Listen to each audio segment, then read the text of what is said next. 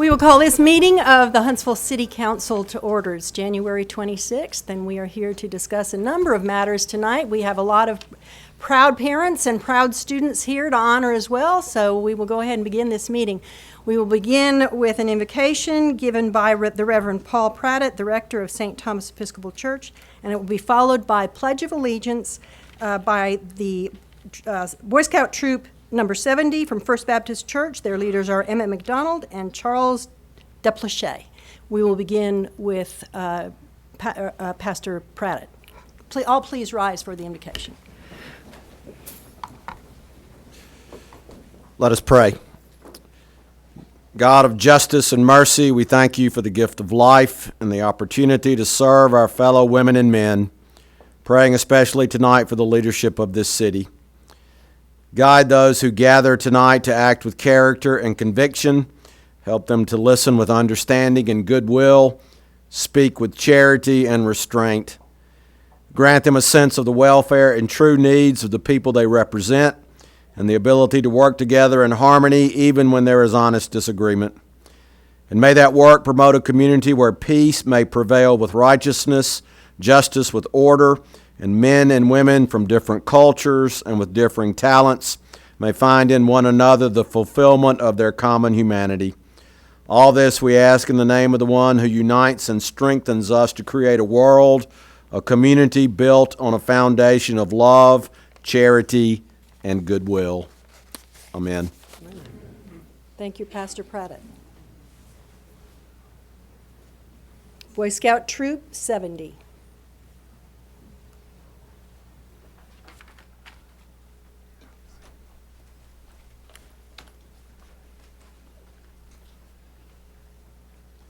Please join us in the Pledge of Allegiance. I pledge allegiance to the flag of the United States of America and to the republic for which it stands, one nation, under God, indivisible, with liberty and justice for all. Thank you very much. You may be seated. Again, welcome to all those who have joined us tonight. We will begin with an approval of the minutes. 3A is the minutes of the regular meeting held January 12th, 2017. Are there any changes or corrections to be made to the minutes? Hearing none, the minutes will be accepted as presented. 3B is a special session, the minutes of a special session held December 29th, 2016. Are there any changes or corrections to the minutes? Hearing none, the minutes will stand approved. Item 4 is resolutions and special recognitions. We have a number. Mayor Battle, we will turn the time over to you.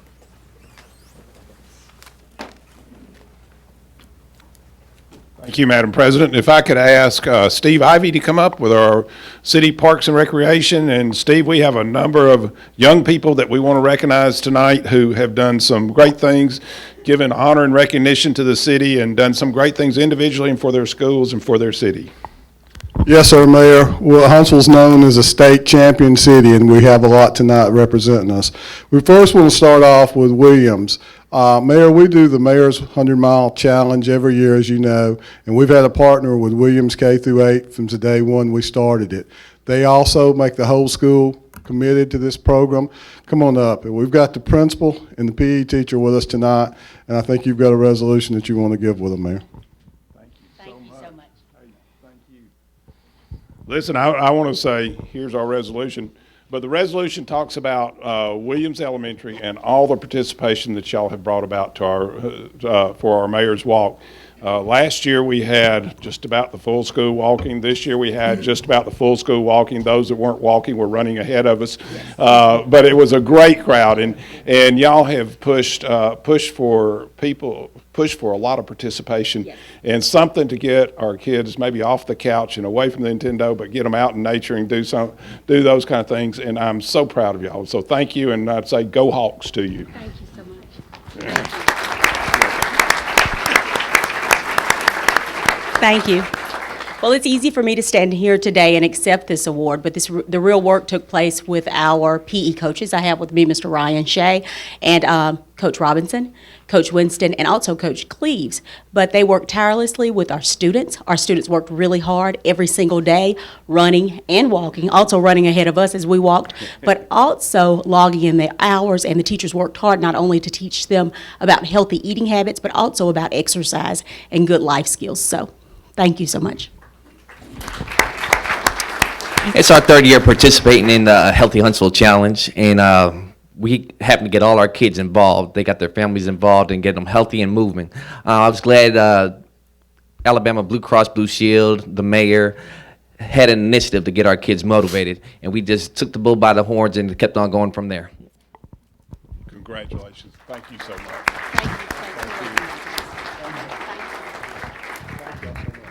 Please tell them I said go Hawks.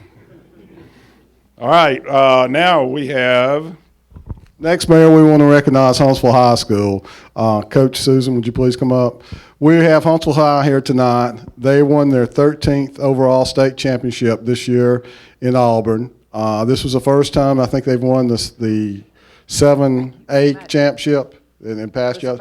First up into 7A, so we've got a new one. And I'm going to let the coach and the swim coach and the dive coach talk about their program and their kids.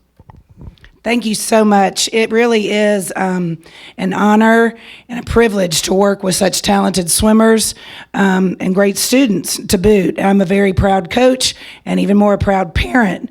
I want to thank the city for the fabulous facility that we currently have, but we're even more excited about the wonderful new facility that is coming up in June. We're hoping for it to be completed, which will give us more practice space.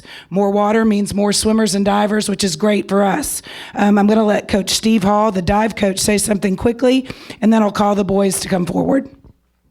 Just want to thank the community for providing us a facility where we have 2 1-meter and 2 3-meter diving boards. I think that Huntsville and Birmingham are probably the only municipalities in the state that have those capabilities, and we're looking forward to having the old pool and the diving well refurbished once they get the new pool finished. Thank you very much. Without any further ado, I'd ask the Huntsville High boys 2016 swim and dive team to stand and come forward. I might have to mention that we did win by over 100 points. That's pretty remarkable.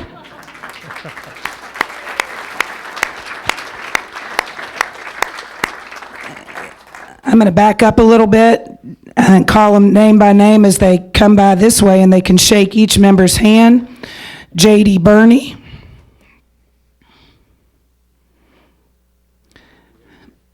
Hayden Carroll, good job, boys. Caleb Chance, there you go. Start here. Peyton Guy, Hampton Jarris, wait just a second, JD. Sam Johnston, Garrett McClelland, Alexander Nuri, Cade Overbeek,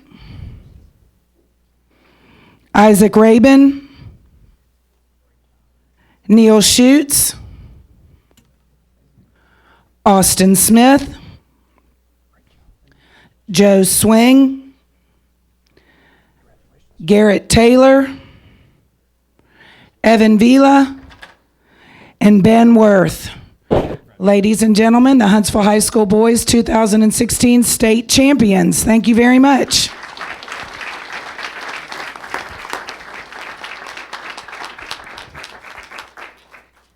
Thank you. Thank you so much. Thank you. Thank you. Thank you. Hopefully we'll be back next year. Thank you. Thank you. Thank you. Y'all are great. congratulations, Coach. Thank you.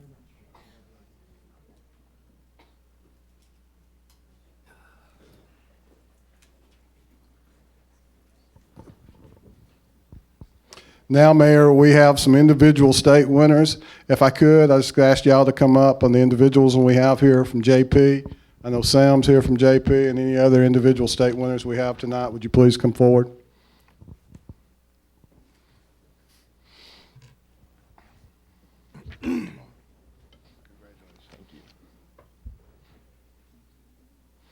I get to brag on y'all since your coach ain't here.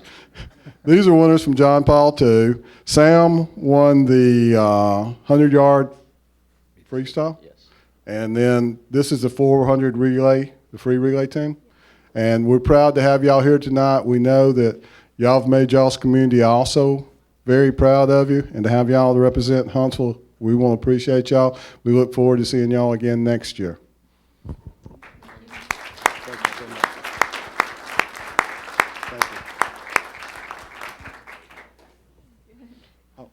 Sam, stop right here from that.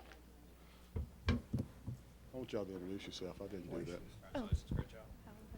Just say your name. So I'm sorry I didn't introduce you. I don't want you to.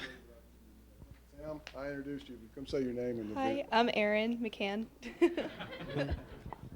I'm Sam Vasquez. I'm Emily Vasquez. Thank y'all. Great job.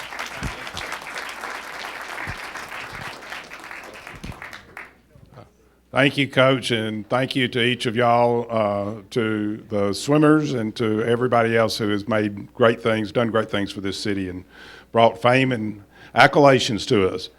We have some school board members here, and I'd like to ask Alicia Farrell, Beth Wilder, Pam Hill, Walker McGinnis, and Michelle Watkins, if they're here, please come up. Many of you know that we are going through a superintendent search right now. And over the last week and a half, we have been with these people quite a bit through interviews, and they've taken candidates around to the schools. And when we got finished with the candidates, looking at the candidates, we had some good candidates out there, some good people who can lead our system on. And this just so happens to be School Board Appreciation Month also. And I can assure you that these people who work on the school board do not do it for the money because there isn't any, but they do it because they have love of children in their heart and love of these young people and trying to make these young people's life a better place. And to each of you, we want to say thank you. We have a resolution for you. Thank you for all the work that y'all have done, and thank you for doing such a great job on the superintendent search. As I said in an article that we put out, it was open, it was transparent, it was a great show of all community coming together so that all community could have a say in who was going to lead our school system. And Alicia, I'm going to turn it over to you. We appreciate the support that we receive from our city council and our mayor. It's one of the great things that we have here in Huntsville, and it makes our city school system much stronger. And as Mayor Battle said, we have endeavored to have this search be very transparent. All of the videos of all of the interviews with the 5 candidates are on our website, so if you haven't seen them, you can watch those. And we have a survey that is open through tomorrow night at, is today Wednesday? Tomorrow, Thursday until 7 o'clock. So we would love to have your feedback on the candidates, and that will be factored into our decision. So thank you for your support of public education of the children of the Huntsville. Thank you.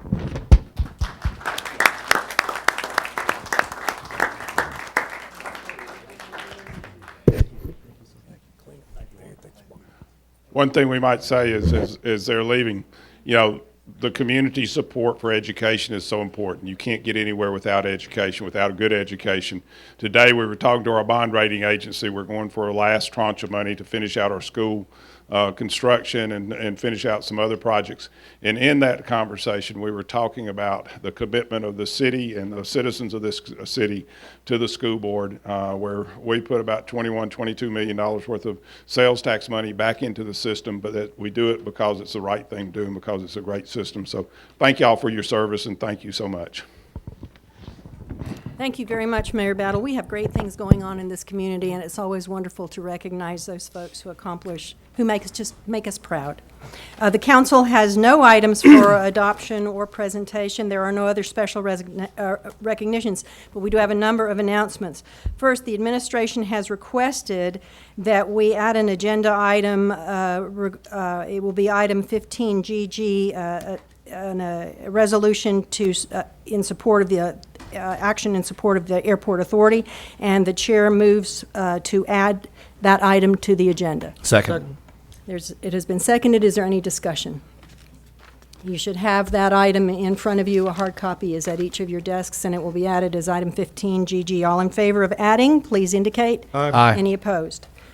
The item has been approved for addition to the agenda. It will be item 15 GG. In addition to adding that item, we will be deleting a number of items. We will be deleting items 6B1, 9A1, items 15S, 15T, 15U, 15V, 15W, 15X, and 15Y. We will now move on to business, item 5, business with outside legal representation. Item 5A is a council decision regarding the personnel hearing for an employee of Huntsville Fire and Rescue. The chair moves to support the decision of the Personnel Committee. Second. It has been seconded by Mr. Russell. Is there any discussion? All in favor of approving the decision, supporting the decision of the Personnel Committee, please indicate. Aye. Are there any opposed? Abstain. Aye. Oppose. I don't believe we had a majority. We have a voice vote. I'm not hearing a majority. We will begin with Mr. Culver. How do you vote, Mr. Culver? Nay. Mr. Kling? Abstain. Mr. Russell? In favor. Mr. Keith? In favor. The chair votes aye. The motion passes. We will move on to item 6, public hearings. Item 6A is a public hearing to be held, 6A1. Now is the time and place for a public hearing on ordinance number 16-922, zoning of 1.16 acres of newly annexed property lying on the south side of Little Cove Road and west of Old Gate Lane as Residence 1A District. This was set at the December 1st, 2016 regular council meeting. Ms. Nichols. This zoning request is for newly annexed property. This property was annexed back in fall 2016. This is currently a single-family detached dwelling. The property is approximately 1.16 acres and is located on the south side of Little Cove Road. The proposed zoning request for this property is Residence 1A, which is consistent with the adjacent city limits on the north and south side of Little Cove Road. Thank you. Are there any comments from the public regarding this matter? Please state your name and address for the record. Mr. Timberlake. Ralph Timberlake, 2117 Atkins Drive, Huntsville, Alabama, 35810. I rise to find out what are the current utilities within that area, and it will require any type of burden on the city to put some type of extra amenities in the area, such as sewage and all those kind of things, or is it already there? And I'm concerned about the urban sprawl. I believe the utilities are already there. Yes, Mr. Timberlake, they already have existing utilities with Huntsville Utilities, and they do not wish to access sewer at this time. They primarily annex for city schools as well as police and fire protection. Thank you.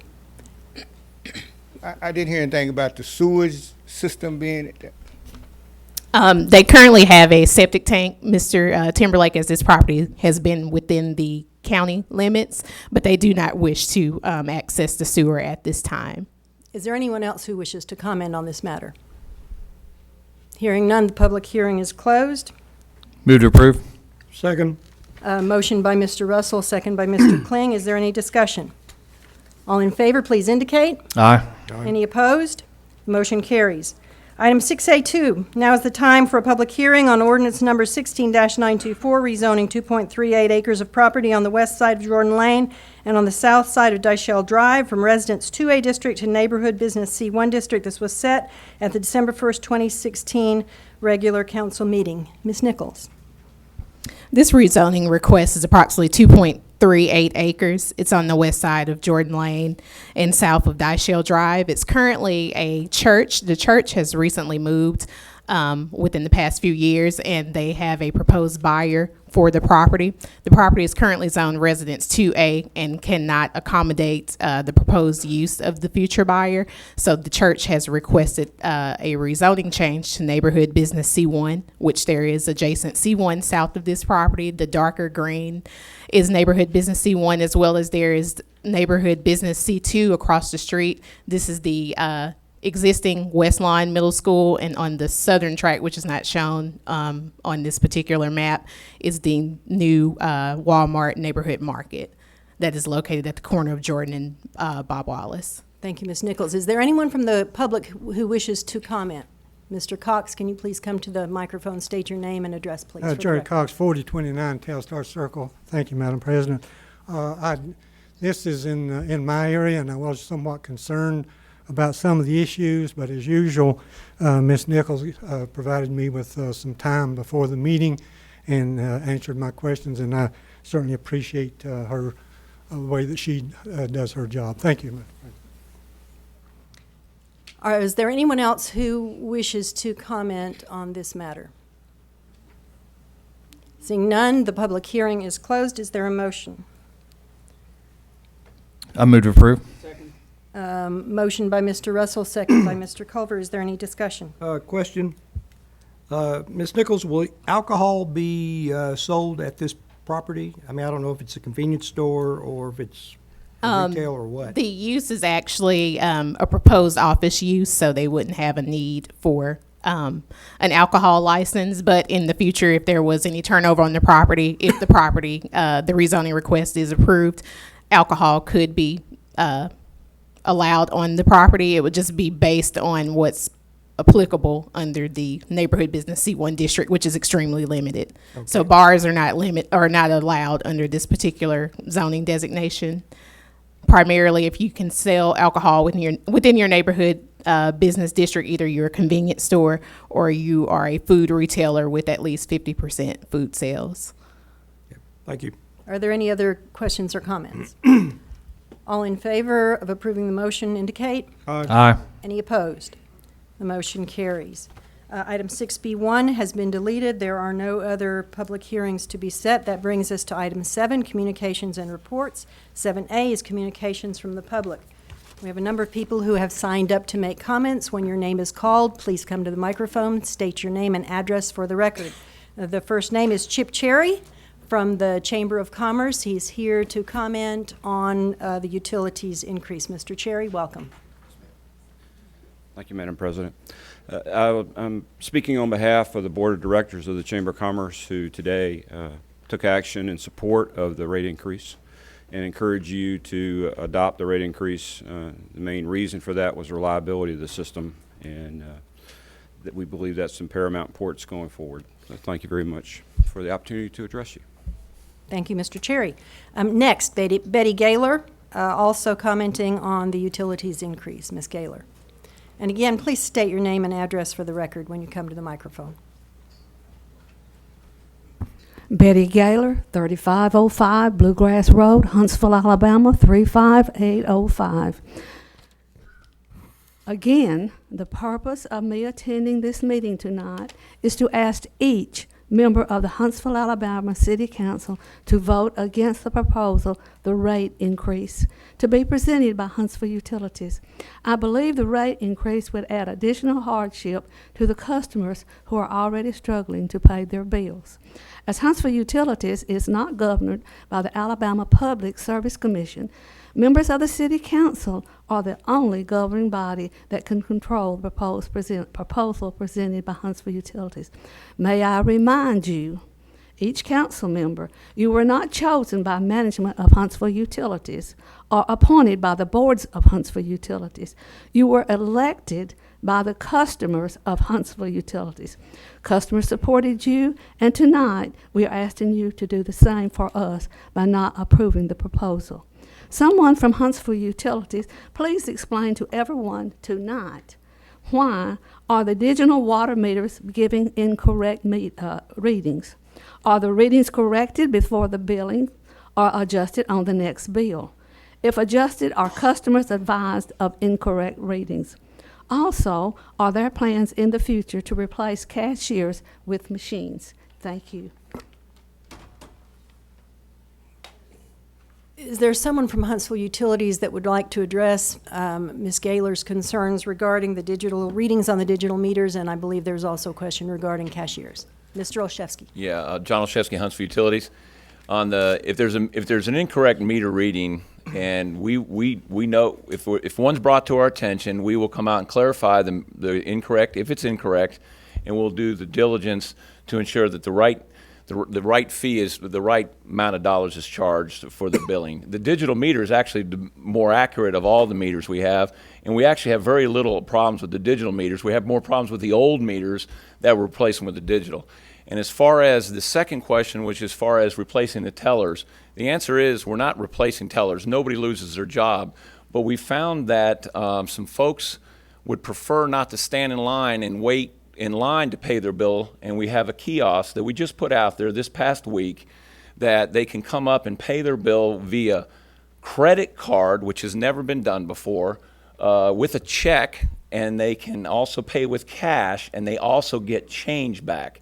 So it's a phenomenal opportunity, and we've had we're into the $41,000 we've already collected in it, and we've had no issues with it so far. So the ultimate goal would be never to get rid of employees, but if this works as we want it to work, instead of these customers having to drive downtown, we could proactively put these kiosks, the hardened version, out in the area, and they could go pay their bill and not have to spend 20 minutes to an hour or whatever it takes to come down and pay their bill. So the goal is to, for ease of use for our customer, and down the road, if this does work, we can actually put it out in the areas where there's the most folks that we have seen through the data we would collect it paying it to pay their bill out in their area. Thank you, Mr. Olszewski, and thank you, Ms. Gaylor. The next person to sign up is Ralph Timberlake. Please come to the microphone. Good evening, Ralph Timberlake, 2117 Atkins Drive, Huntsville, Alabama, 35810. And I'd like to address the board in reference to transparency and openness. As I heard a while ago, the city council the school board was talking about how they have received this award for their transparency and openness. That is not exactly a reported truth that can be verified, i.e., they're running two agendas down there, which I think may need to be looked at. And one of them is to obfuscate from allowing the citizens to convey information to them, to the board, to their fellow citizens, as well as to anyone, and make it a public record. I don't think we need to be giving accolades where they are not warranted. Now, to that end, I've also spent here numerous of times talking about the Huntsville Hospital Board, subcommittee meetings, not meeting the Sunshine Law, and I cannot find anywhere that they have that authority to do it. So I ask this board, as you recommend the various members to that board, that you ask them to be, or whether they are amenable or not amenable to the transparency of their subcommittee boards meetings. I think the citizens who own this city needs to be fully informed and so we can be fully engaged. If you hide things from us, we're going to think that there is something that you want to hide. For that end, thank you very much, and happy 2017. Thank you very much. Thank you, Mr. Timberlake. And just to clarify, that recognition for the school board was to recognize them for their service during School Board Member Recognition Month. The next person to sign up is Jerry Cox. His subject, electric rate adjustment. Mr. Cox. Jerry Cox, 4029 Telstar Circle. Thank you, Madam President. Please allow me, as a veteran of the United States Army, to respectfully acknowledge one United States Army soldier from Maryland recently killed in Afghanistan as a result of hostile action. Council, as you act on the Huntsville Utilities proposed electric rate increase, there are two questions before you. Number one, do you want your constituents to continue to have reliable electric service? 2, do you trust the decision-making of the electric board which you have nominated for and voted to appoint to the board to make these tough decisions? The distinguished councilman from District 4, which represents the community that I am in, having served the longest on the council of the current members, has either nominated and or voted to approve all current members of the board. If your answer to both questions is yes, then you should vote for the rate adjustment as approved by the electric board. You have likely heard of concerns of the impact of this action on the fixed income customers. We, the fixed income customers, we want reliable service also, and probably need it more. As to the dollar amount, we are likely to be impacted less. There are only 2 old folks living in my 3-bedroom home, and I looked at the proposed increase on my average electric bill over the 6 months ending December the 14th. I would have had to pay about $2.57 more a month, about a gallon of gas or a gallon of milk. To keep reliable service, I'm willing to pay $2.57. There are resources for those that do need help to pay for the increases. Each month, I contribute to the utilities program Project Share.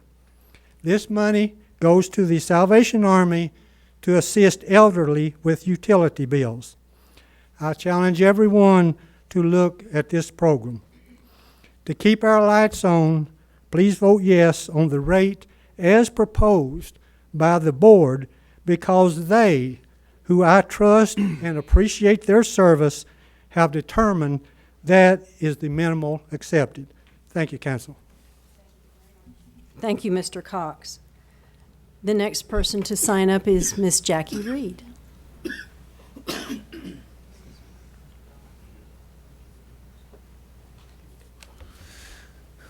Welcome. Good evening. Thank you for allowing the public to get involved. That makes me very, very happy.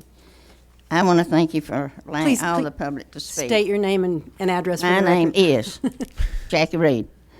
I live mostly downtown, City Hall. They changed my address, so I'm going to have to move, I think. But anyway, Jack Coleman.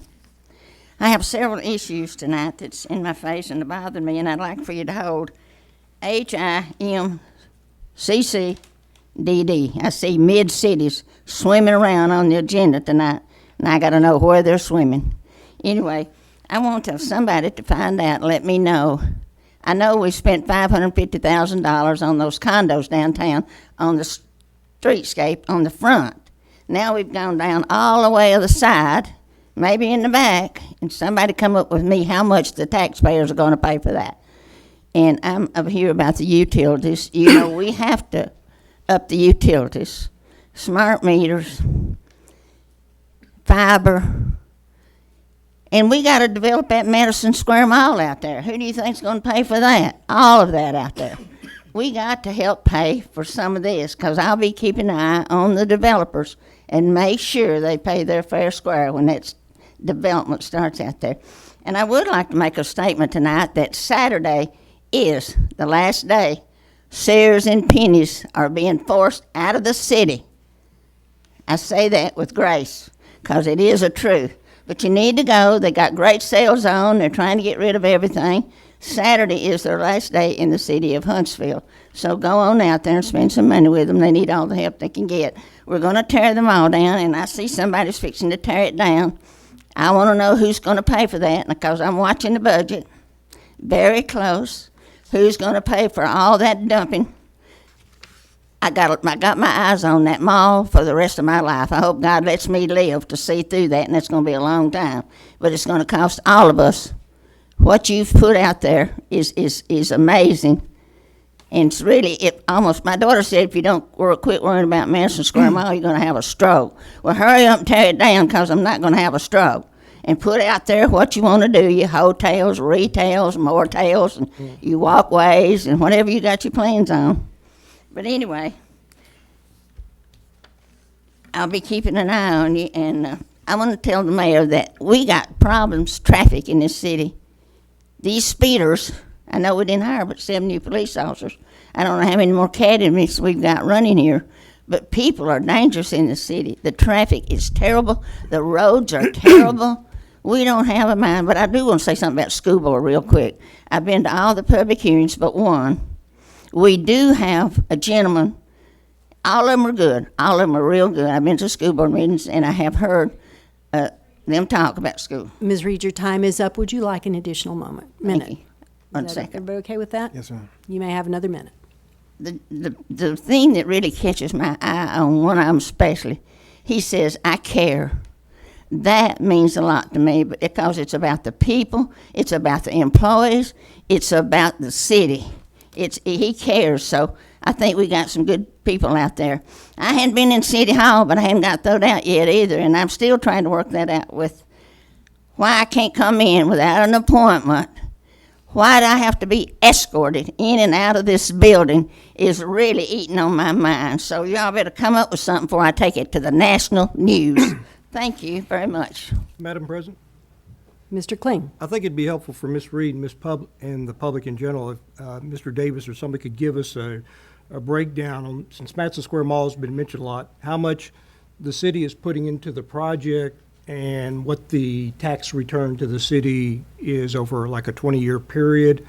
And also anything about Sears and Penny, possibility of them being relocated in the community. Mr. Davis, could you please give us that update? Yes, Madam President. So if we said from day one to this council and to the public, our public infrastructure expense for the reinvestment of Madison Square Mall is somewhere in the $10 to $12 million range. Tonight on council, you've got the first installment of that for your consideration. The payback, the return on investment that we have ran is over $200 million of our investment, so it's quite a small investment for the return to the community. And also, as I continue to mention publicly, is it solidifies a very critical corridor for our tax base. As far as JCPenney and Sears, we continue to work with them on possible options to return into the market, and we'll continue to do that. Thank you. Thank you, Madam President. Thank you, Mr. Davis.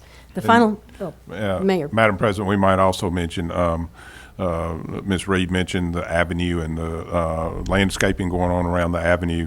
This is just part of our landscaping plan. We did the landscaping plan around the square. We came down Washington Street.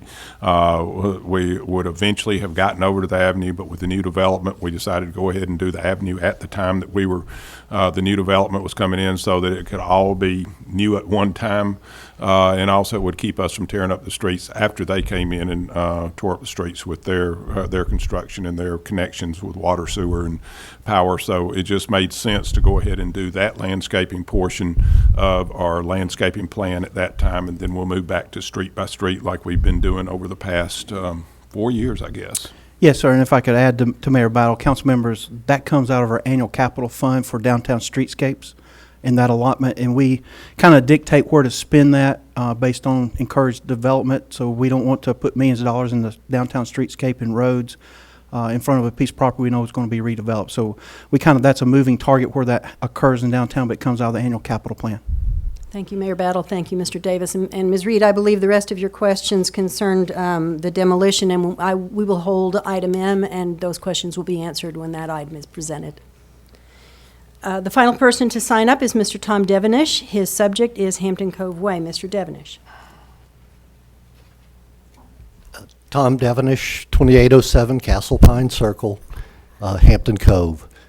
I wanted to just come up and let you know that last week, of course, they're still flying down Hampton Cove Way at whatever, 35, 50 miles an hour.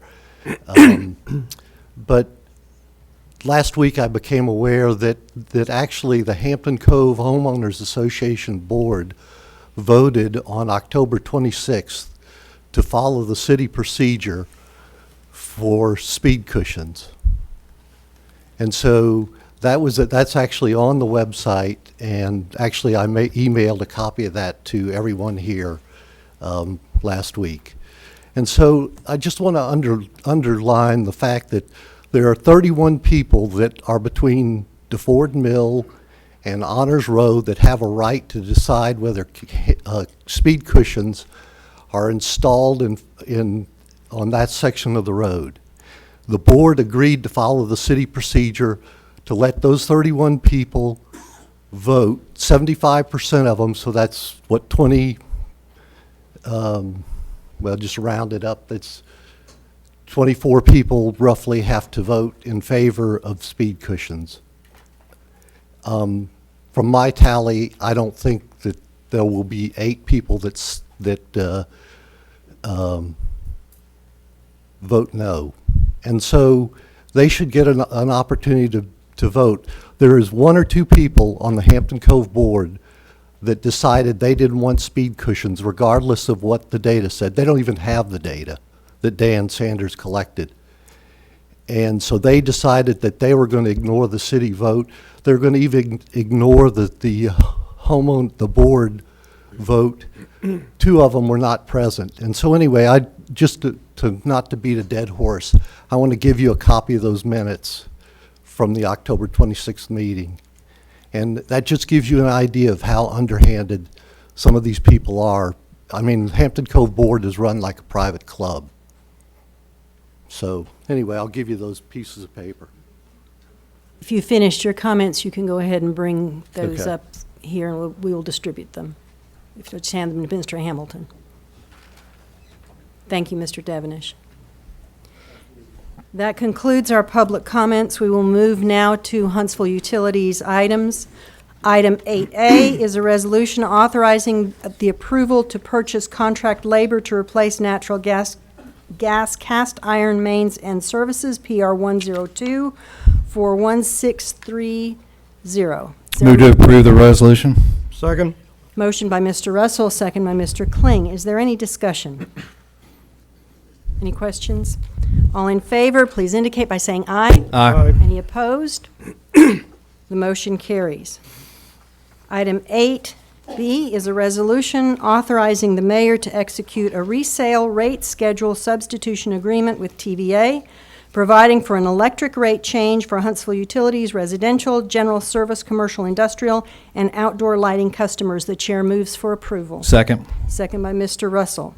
Is there any discussion? Mr. Kling. A couple of questions, and I guess let me just throw these out, and you can tell me if I picked up something the wrong way. But based on the past hearings, presentations that you all have made, I believe I was told all of the money from this rate increase is going to be used for maintenance, the day-to-day operations, the trucks that cost $20,000 5 years ago that now cost $28,000 a year. I mean, $28,000 now.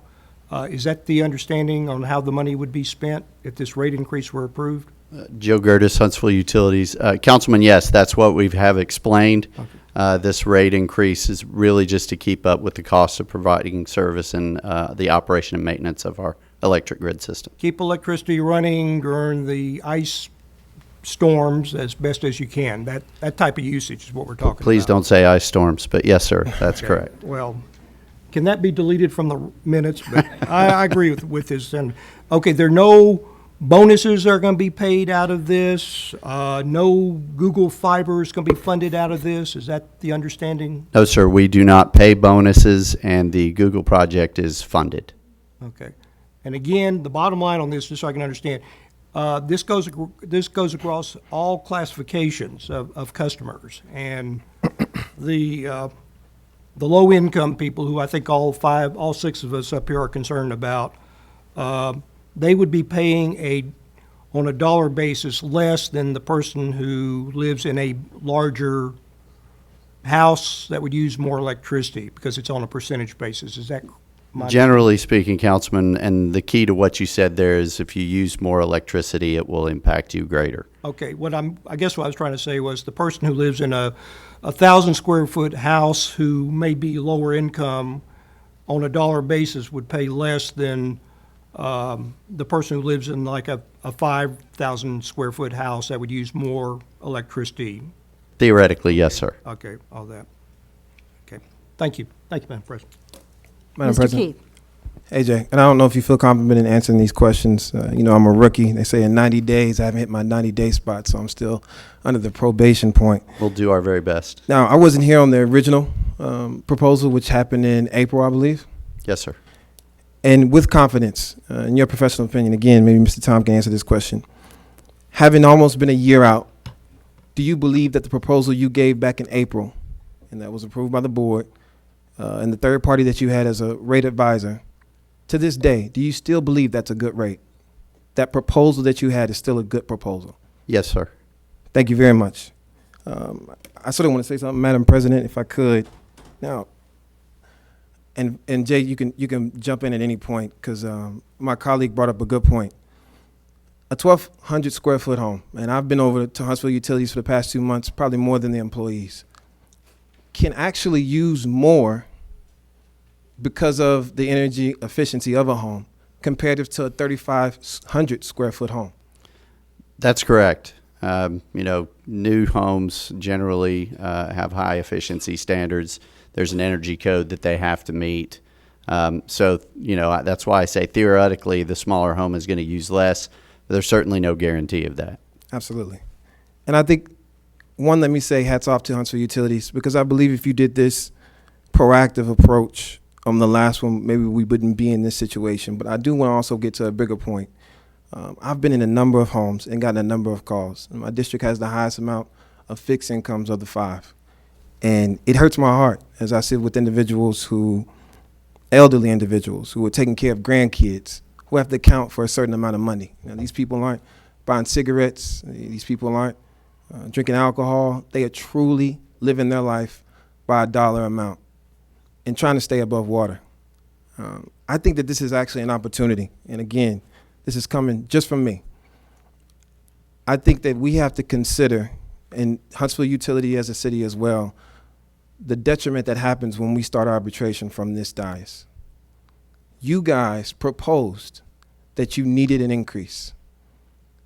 The city council then was to decide, not necessarily, it was never asked, should we have an increase or should we not, as the lady spoke earlier. It was how we were going to increase. And that's what people aren't grabbing. The notion was never not to increase. It was the proposal from city council to rewrite, restructure, and come back with something different. Now, see, there's a dangerous point to that, because you have to do preliminary studies. You have to go to TFA. You have to see from somebody who is a professional on rates, what is the best way to mitigate the problem? Because there is potential that you will come back again in 12 and 18 months and ask for another increase, correct? That there is a chance of that, yes, because of some of the signals we're getting from TVA. So I want to use this as an example that, for me, I can only speak for myself. The next time that we discuss anything, because in the public sector, we're supposed to diminish the burden and increase the outcome, the quality of life. Though I understand everything that you guys have proposed, and it makes absolute sense. And I know we've talked about having a 5-0 vote and the importance of your rating. You guys are here to give us a proposal that mitigates the problem, that alleviates the pressure, not necessarily to appease us in a moment. And I know that is tough. As she spoke before, we sit as a council over you guys on certain proposals. But I ask you, and I know we have board members here now, to think about that. Because my district, the individuals I sat with in Medeiros and Terry Heights, wonderful people living their lives just above poverty, will be affected. And it is tough to make a decision not only about District 1, but as the city as a whole. So I'm not trying to hold you, but I do want to say the next proposal, because more than likely there will be, don't just consider city council saying yes, or the ability to count to 3. Let's try and answer the issue proactively and then present something to the citizens of Huntsville, because I think at this moment right now, we're just getting by with this proposal.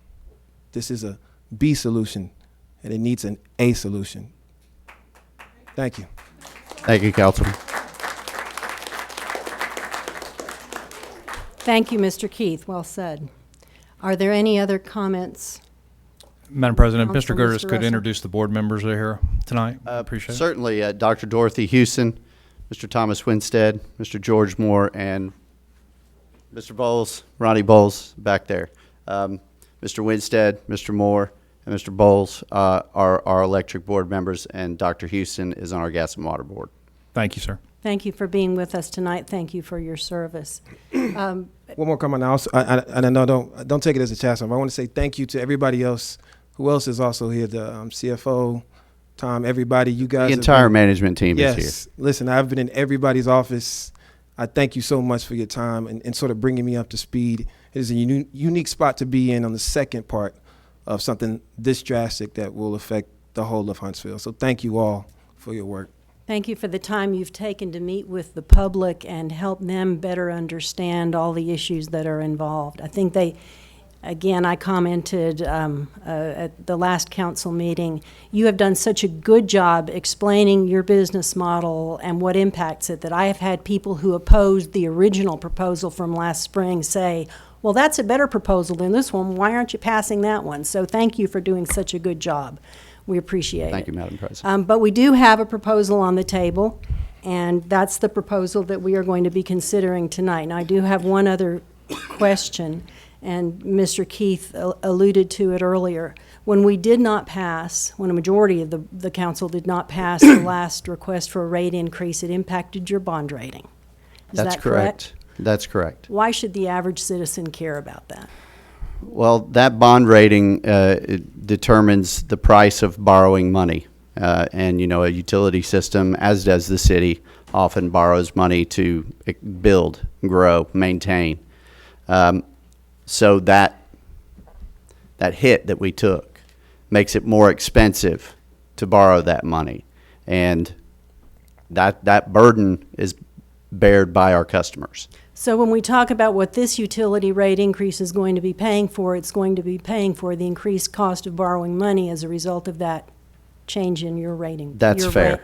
Your rating. Yes, ma'am. So it is incumbent upon us as a council to pass this rate increase tonight. Are there any other comments from any other members of the council? All in favor of approving the resolution as it has been presented to you tonight, please indicate by saying aye. Aye. Are there any opposed? The motion passes unanimously. Thank you again. Thank you, Madam President.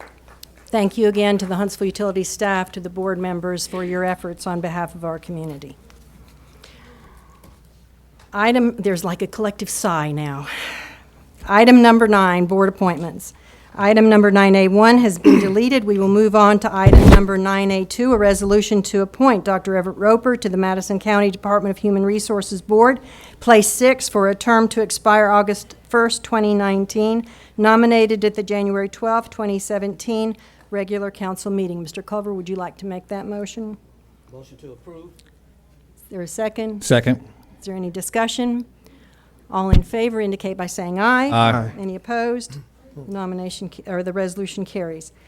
The motion carries. Item number 9A3 is a resolution to reappoint Cutter Hughes to the Huntsville Public Library Board for a term to expire February 10th, 2012, nominated at the January 12th, 2017 regular council meeting. Move for approval. Second. Mr. Kling, second by Mr. Russell. Any discussion? All in favor, please indicate. Aye. Any opposed? The motion carries. Are there any board appointment nominations to be made from the floor? Hearing none, we will move on to item number 10, approval of expenditures. 10A is a resolution authorizing expenditures for payment. Mr. Kling, would you like to make that report? Thank you, Madam President. Move for payment of vouchers in the amount of $16,294,616. Excuse me, 294. Let's try it again. $16,294,669.18. Second by the chair. Any discussion? All in favor, please indicate. Aye. Any opposed? Motion carries. Is there a Finance Committee report, Mr. Kling? No, Madam President. We have a number of financial items to be approved. Item 10B1 is a resolution approving travel for Jenny Robinson to attend the Huntsville-Madison County Chamber of Commerce annual Montgomery trip. Madam President, if I could, I'd like to consolidate and approve 10B135. Very good. There is a motion to consolidate items 10B1 through 5 with a second. We will read them in order. 10B1 is a resolution approving travel for Jenny Robinson to attend the Huntsville-Madison County Chamber of Commerce annual Montgomery trip from February 28th, March 1st, 2017. 10B2 is a resolution approving travel for Will Culver to attend the Huntsville-Madison County Chamber of Commerce annual Montgomery trip from February 28th to March 1st, 2017. 10B3 is a resolution approving travel for Devin Keith to attend the Huntsville-Madison County Chamber of Commerce 2017 Washington, D.C. trip from April 30th to May 2nd, 2017. 10B4 is a resolution authorizing travel for Jenny Robinson to attend the Huntsville-Madison County Chamber of Commerce 2017 Washington, D.C. trip from April 30th to May 2nd. 10B5 is a resolution approving travel for Bill Kling to attend the Huntsville-Madison County Chamber of Commerce 2017 Washington, D.C. trip from April 30th, May 2nd, 2017. Is there a motion to approve the consolidated items? We've already made the motion. We Is just need there to any vote. discussion? All in favor, please indicate. Aye. Any opposed? The consolidated motions carry. Item number 11, communications from the mayor. Mayor Battle, you have the floor. Madam President, no report. Item number 12, communications from council members. Councilman Russell, we will begin with Waive my you. time tonight. Councilman Kling? Madam President, I guess a small little routine thing. I'd like to put a request into General Services to check the city inventory, see if there's any old manual typewriters, 1, 2, or 3, that are not being used that we could donate to the public library for the public usage.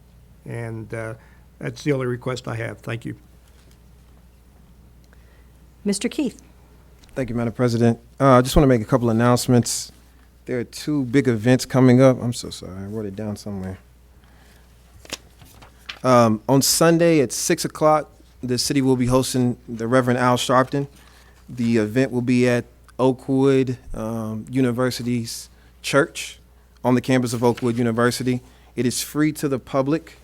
All are invited. We'll have a wonderful opportunity to listen to a historical titan. And I would argue that everybody should try and get there a little bit earlier. It's probably going to be a pretty packed house.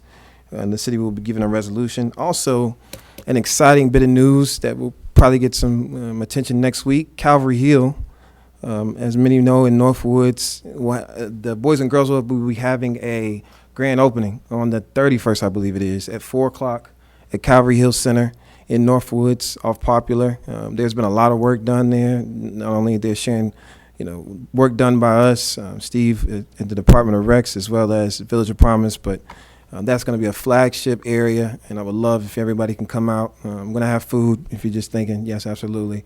But Pat Wynn and their board has done a wonderful job, and I would love to see everybody else out.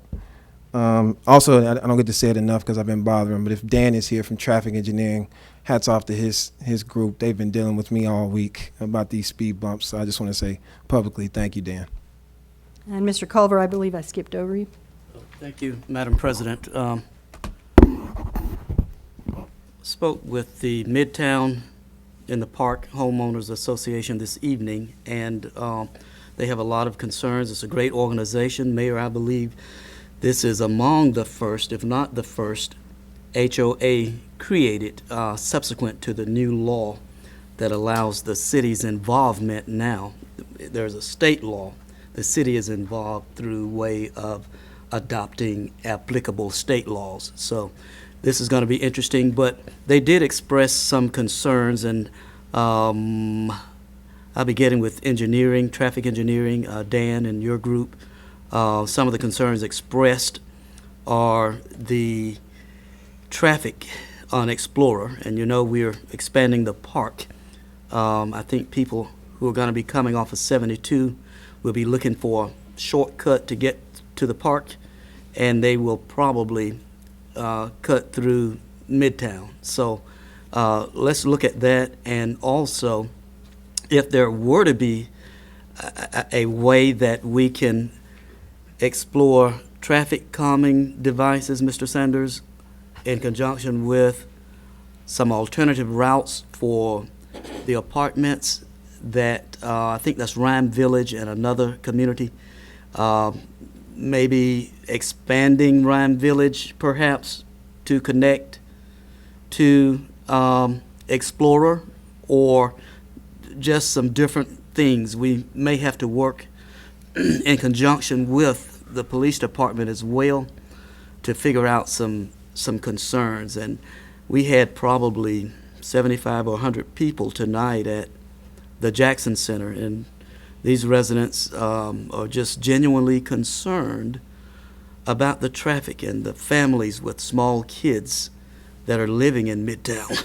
So, excuse me, whatever we can do to help them, but we can certainly talk about that, Mr. Sanders, at your discretion. Councilman, I'd be happy to talk to you about this offline. We can talk about it as early as tomorrow if you'd like. Yes, sir. Thank you. Thank you you so kindly. Thank you, Madam President. My comment simply is to thank the school system for involving the city council and the mayor in permitting us to sit in on some individual sessions with the superintendent candidates. I'm grateful for that 5 superintendents from other areas in the country would be interested in coming to Huntsville.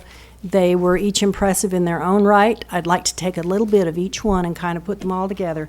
But the school board has a very challenging choice in front of them, an extremely important choice in front of them to be made on January 30th. And that meeting will be at 5:30. Following that meeting at 6:30, I have a scheduled town hall meeting. And it will be at the Bailey Cove Library at 6:30.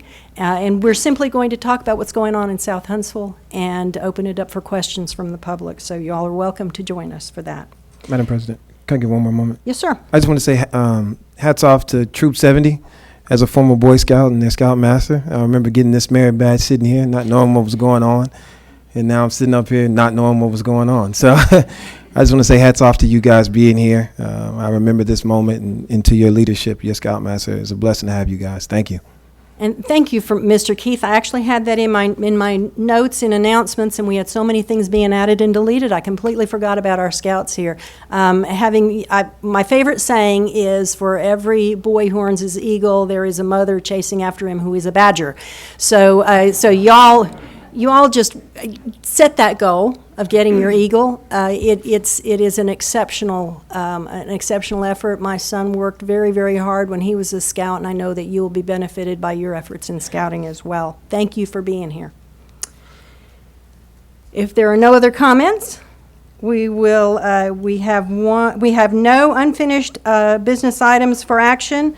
Item 14, we have one new business item for introduction. 14A is an introduction of an ordinance amending Chapter 25, Article 4, Division 2, Section 25-2245F, fees and rates for off-street parking facilities of the Code of Ordinances of the City of Huntsville, Alabama, extending the discount for parking central business district facilities owned by the City of Huntsville until February 9, 2018. This has been presented for consideration at the February 9th meeting.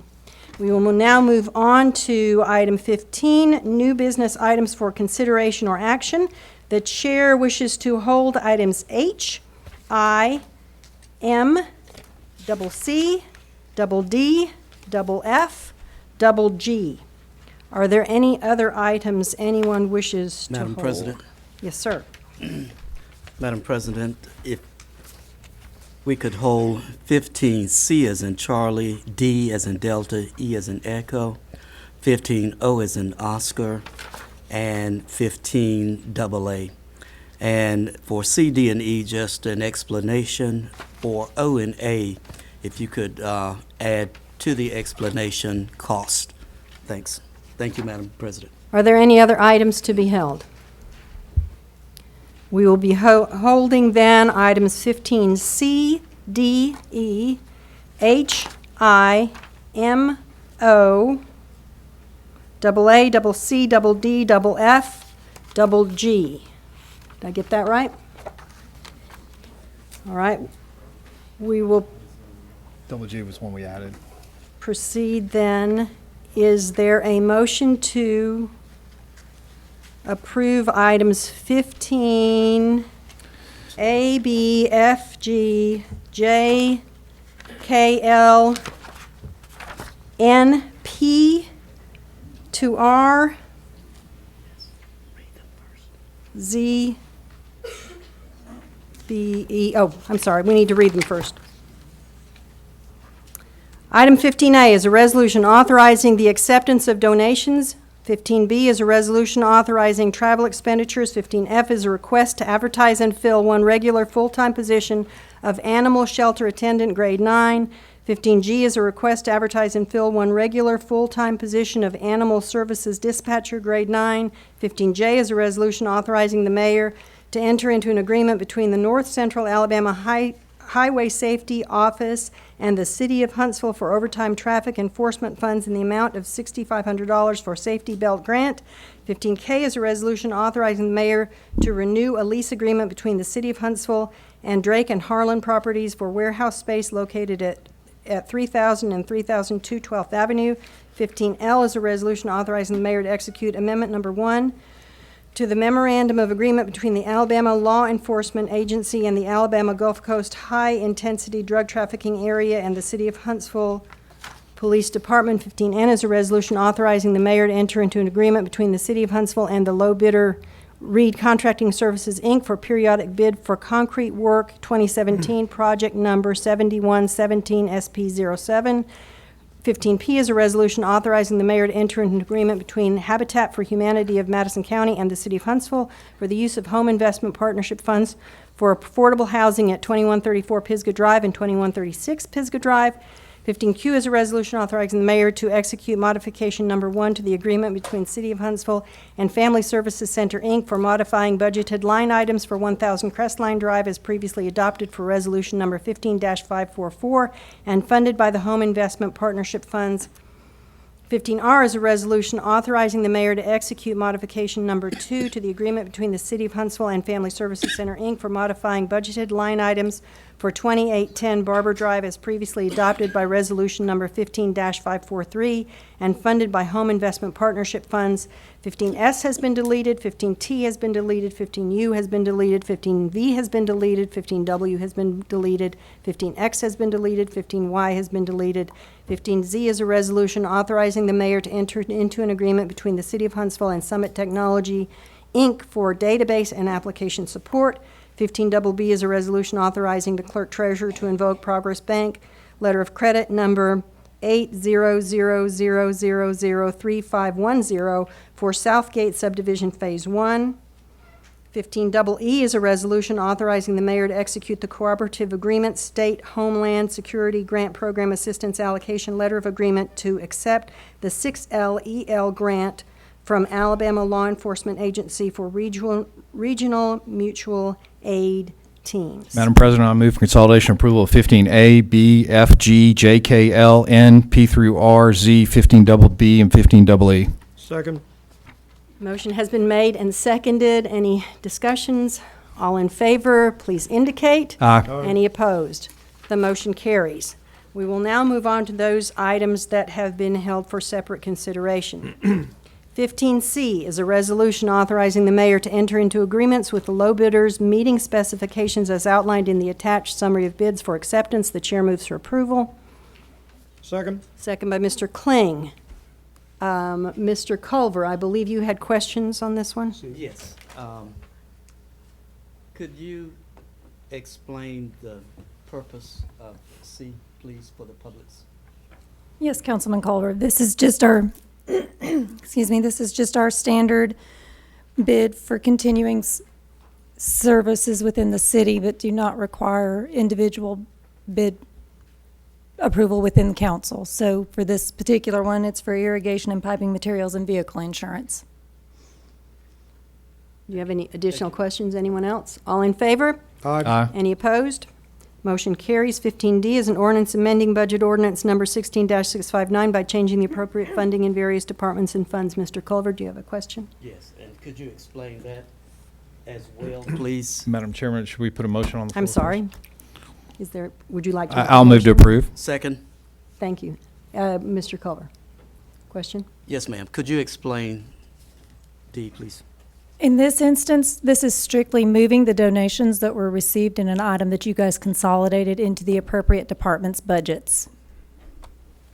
Any other questions? All in favor, please indicate. Aye. Any opposed? Thank you. Item 15E is an ordinance amending budget ordinance number 16-659 for preliminary carry-forward amounts in various departments and funds. Is there a motion? Move to approve. Second. And question, Madam President? Please. And could you also explain E, please? Yes, sir. This is carry forward of grant funds that were not consolidated in an earlier carry forward from 2016 to 2017. So this is going to ensure that police and EMA, and I believe there's one for fire, have items that are carry forward from prior year to this year continue. Okay. Any other questions? Thank you, ma'am.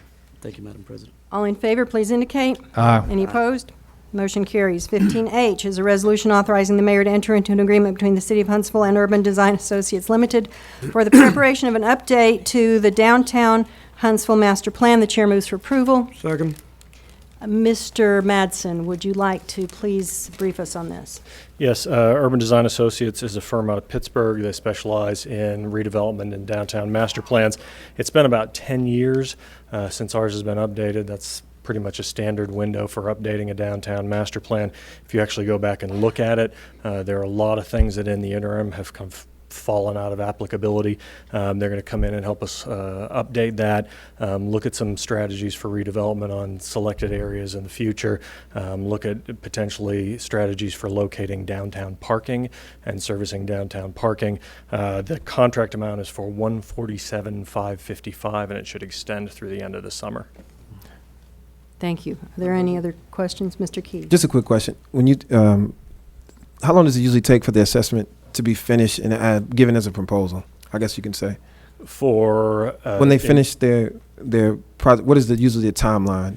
They can be anywhere from 6 months to 18 months, depending on the amount of work done. We really tried to pare this down to get it into a reasonable cost range. I would imagine we'll have a preliminary assessment from them within 3 to 4 months. Okay. If you all are interested in engaging on that, more than happy to make you a part of that. Thank you, Dennis.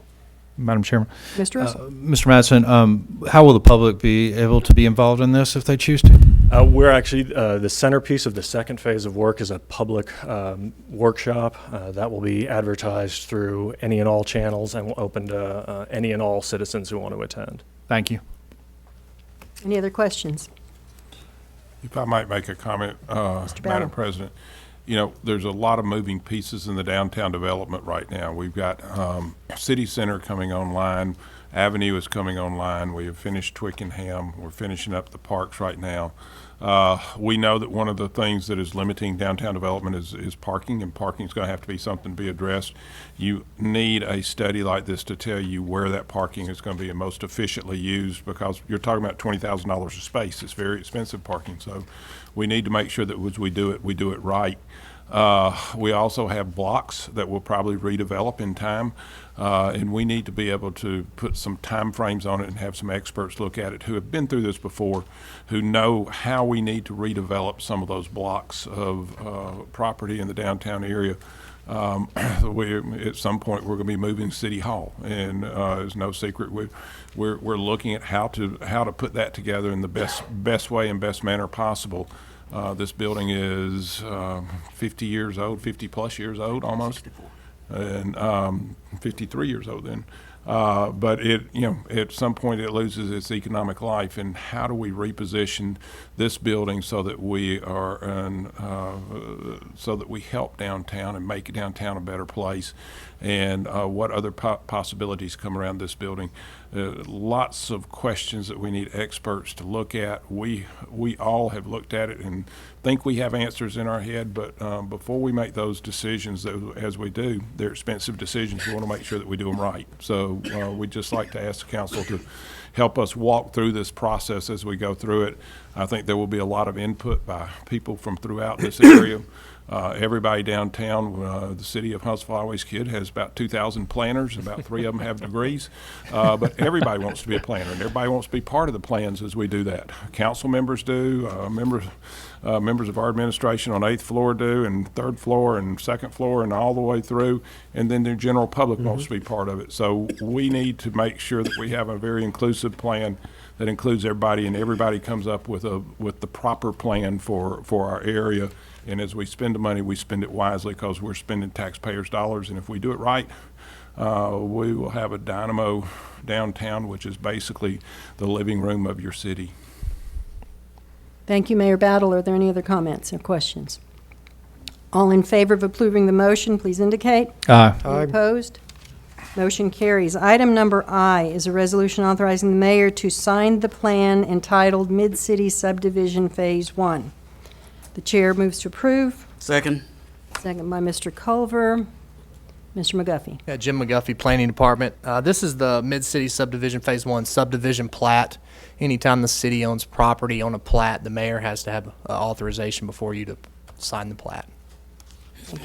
Questions or comments?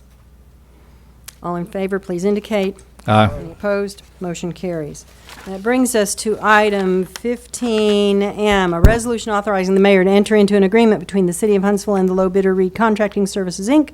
for mid-city open space demolition and grading, base bid and option 1, project number 71-17-SP13.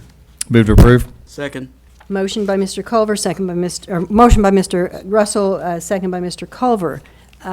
Ms. Martin, could you please brief us on this? Yes, ma'am. This is an agreement between the city and Reed Contracting to begin the first phase of demolition on city-owned property. The scope of this project does include demolition of the sewer structures on the site, as well as the mass grading for the regional stormwater detention. We'll also do some localized grading for some utility relocations to begin, as well as the initial public entrance road. And I believe Ms. Reed had some questions earlier. How much is it going to cost and who's going to be paying for the demolition? Yes, ma'am. Again, we are demoing the sewer structure, and the cost to do the mass grading as well as that demolition is $2,058,225.77. And that is in the city's budget for this project?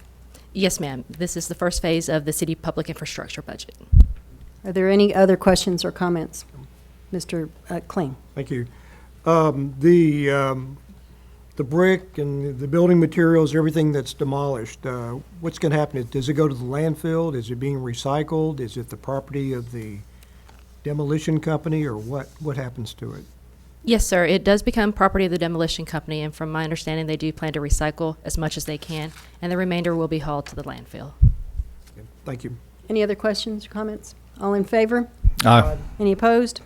Motion carries. Brings us to item number 15O, a resolution authorizing the mayor to enter an agreement between the City of Huntsville and Avion Solutions for unmanned aircraft system services, project number 17-17-SP12. Chair moves for approval. Second. Second by Mr. Culver. And Mr. Cook. Shane Cook, Water Pollution Control. Councilman, I'm glad to bring this to you tonight. We will primarily be using this as implementation of our work order system. As y'all are well aware, we've been implementing Munis over the last couple of years. Along with that, WPC has been able to go a little bit one step further and implement it for our inventory system and our work order system, and thereby taking the maps that GIS make, pull them into our work order system so we can actually pull that data back down and use it day to day to make engineering decisions on what we're doing. As part of that implementation, we're going to take this unmanned aircraft, take very high definition pictures of our plants, and on the work order system, it's actually going to pull that up. We'll have very nice graphics on top of it, so when our guys they'll actually be picking that on the screen to implement their work orders and close those work orders out. That is the very part that we're excited about. The secondary use of this is one that's not so exciting. So because of the geographical location of sewer, when we get into flood stage, say Alders Creek, for example, if we have a manhole lit off by bush hog, vandalism, whatever the case might be, and we get 2 to 3 foot of water of flood stage, then literally until the Tennessee River gets back into its banks, we're pumping the Tennessee River. So in those cases, I send my men out in the flood stage to search for these locations, and literally, for lack of a better example, it looks like a tub draining and the vortex going down into the manhole. But it's a very dangerous thing for me to send my men out into the flood stage waters to do this. We can take this unmanned aircraft, fly down through there, delineate the location, over miles and miles of this very quickly. Then, yes, we do have to get into the dangerous situation of trying to stop that, because in certain situations, that inundation of our main lines could cause sewer lines to be overflowing for days at a time till the Tennessee River gets down, out of flood stage. Thank you, Mr. Cook. Thank you. Mr. Culver, do you have Madam additional President? questions? Yes, ma'am. Mr. Cook, and we certainly applaud your department, you and your department taking advantage of the technologies that are available. I think that is a great idea. Those manhole covers weigh probably 100, 150 pounds. I don't know how somebody can just go out and arbitrarily remove one, because they're very difficult to deal with, but people do crazy things sometimes. What is the cost associated with that? I've had some inquiries from the general public. On the aircraft? Yes, sir. Sir, I do not have the schedule in front of me, but it's like $125 an hour. We pay more. We pay that much for a consulting engineer an hour, and we can cover. An hour's flight time, they can cover several miles.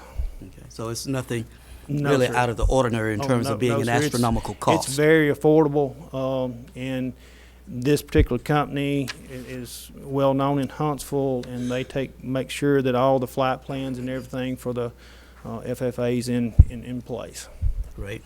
Thank you, sir. Thank you, Madam President. I guess I would add a question to that. By using this technology, do you actually lower costs?